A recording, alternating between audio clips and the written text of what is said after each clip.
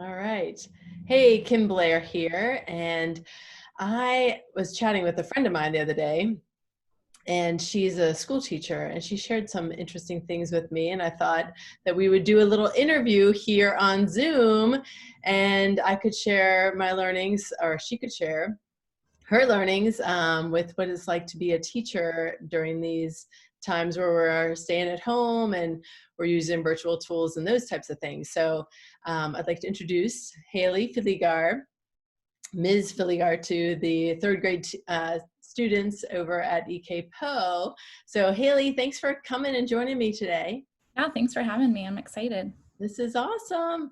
Yeah. Yeah, so I know when we were chatting the other day, you were sharing a little bit more about what it's like now to be teaching third graders in this stay-at-home order and using technology and trying to keep them engaged. So can you share a little bit about your experience?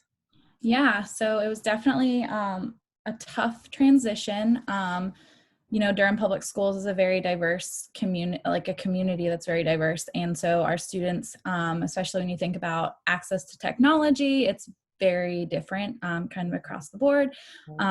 Luckily, my school, we utilize technology pretty often. So the kids are used to it because we use it in the classroom. And so that we use a platform called Seesaw, and we've used it all year. And so it's kind of like a digital portfolio where the kids showcase their work. So that has kind of made the transition easier. But again, there are definitely challenges. It's not anything like teaching in the classroom. When you become a teacher, one of the things that's most exciting is the relationships, the hugs, the communication with families. And so while the communication piece is still certainly there, it's challenging not having the physical connection and being in a space together. But I mean, I'm along for the ride, so it's been Yeah. interesting. That's awesome. Well, I know you're really passionate about your job and you're doing something you absolutely love, and it shows in the classroom because I've visited your classroom before and your kids absolutely love you, and you definitely feel like it definitely seems like you are in your element in that classroom. So I know you're passionate about doing a great job and taking care of these kids. So of the things that you've adopted or the things that you've had to change, is there anything that's been like a pleasant surprise, that's been a positive thing that you may actually consider keeping as a standard practice? Yeah, so something that's been really positive, and I don't know how I would necessarily continue it, but is Zoom meetings with my students. So I host a morning meeting type Zoom meeting on Mondays, Wednesdays, and Thursdays in the morning. In my classroom, we would have morning meeting every day.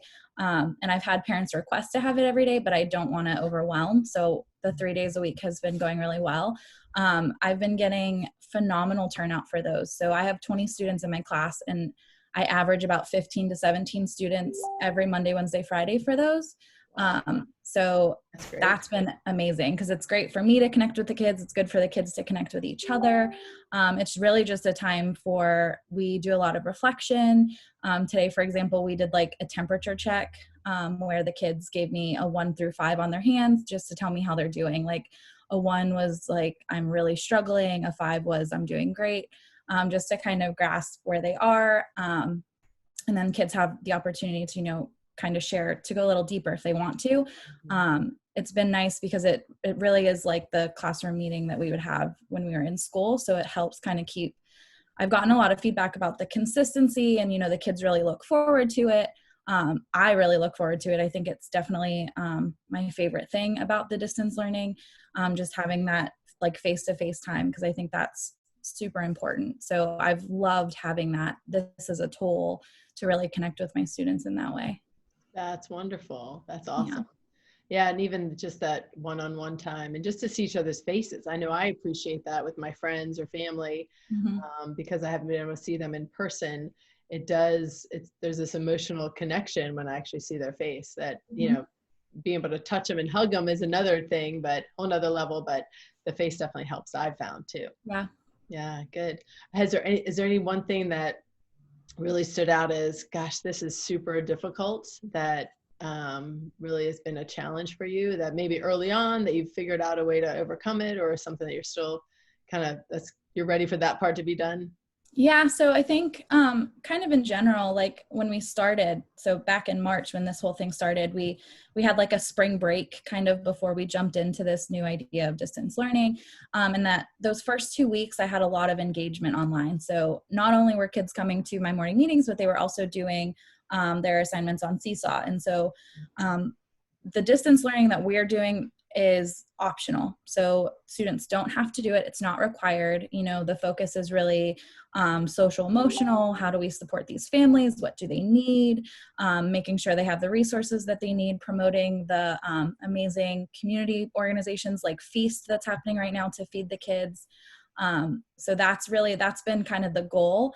At the beginning, I had a lot of kids that were engaging online and working on assignments. And I think one of the more challenging things is kind of like this gradual decline in participation. And it's hard to really pinpoint the barriers in that. I think parents are working at home too. I think that's challenging. I think parents having to take on this teacher role in their own house is really challenging, especially if you have multiple children while you're also trying to work. So that's been particularly challenging. DPS did send physical packets to students as well. So I do take some comfort in knowing that kids are working on those as well. But it has been challenging to see less engagement online. But I mean, I really support that it's all optional, because I think right now, we need to acknowledge that everyone's experiencing trauma and that looks different for different folks. And so if we're just focusing right now on getting basic needs met, then I think Durham Public Schools is doing a really nice job with that. And I think just the reaching out to families and making sure I'm communicating, that's kind of my number one priority right now. So, Great. yeah. That's awesome. How are you talking to or interacting with the parents differently? Mm-hmm. So all year I always give out my phone number so parents can text me and call me whenever they need to. I think that open communication is really important. We also use that platform Seesaw for communication. Anytime a student posts their work, their parent gets a notification. So that's also kind of a realm for communication. I do have office hours for like parents on Zoom. So I have open office hours, like if a parent has a question or wants to know how to do something, I'm available for several hours a week that way as well. So I'm still texting, I'm still calling, I'm still messaging on Seesaw. I make a weekly newsletter that I push out digitally. So just to make sure everyone's connected and kind of knows what's going on. That's great. That's absolutely great. Because you're right. I mean, this is traumatic for mom and dad too, or mom or dad, because this is very different for them. And like you said, if they're working full time, Mm-hmm. their time typically is dedicated to their employer. So this is tough. Yeah. Yeah. Yeah. Well, good. Well, good. Anything else that people who aren't in the school system or aren't teachers or aren't parents even, or something of parents, anything else that we might be surprised to learn or to know?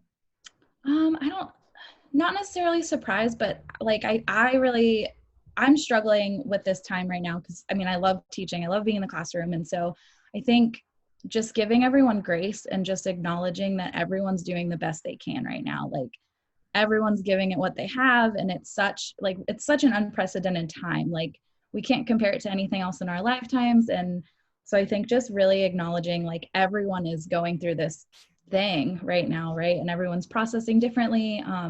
Teachers are doing so much work right now behind the scenes. We're doing professional development. We're having weekly team meetings. We're meeting with our principals. Like there's a lot behind the scenes that's going on too. And I acknowledge that parents are also they have so many more duties on their plate right now. So I think, I think Durham has a really amazing sense of community. And I think just really acknowledging that everyone's in this boat right now. Everyone's doing their best. Everyone's doing what they have to do to survive right now. And so just, I constantly go back to that idea of grace and giving myself grace when I don't get everything done that I want to, giving parents grace for not getting back to me, because I get it. Yeah. That's a great message, because that grace, I've been trying to give myself grace, because sometimes I think I get into a little bit of a funk with this lack of consistency and lack of normalcy, and just this uncertainty in the air that I'm not as productive always as I could be, and I'm not accomplishing as much as I normally would. Right. And things may take me a little bit longer. So thank you for that message. Yeah, I think grace and kindness and understanding that people are doing their best during this time. That's a great message. Yeah. Awesome.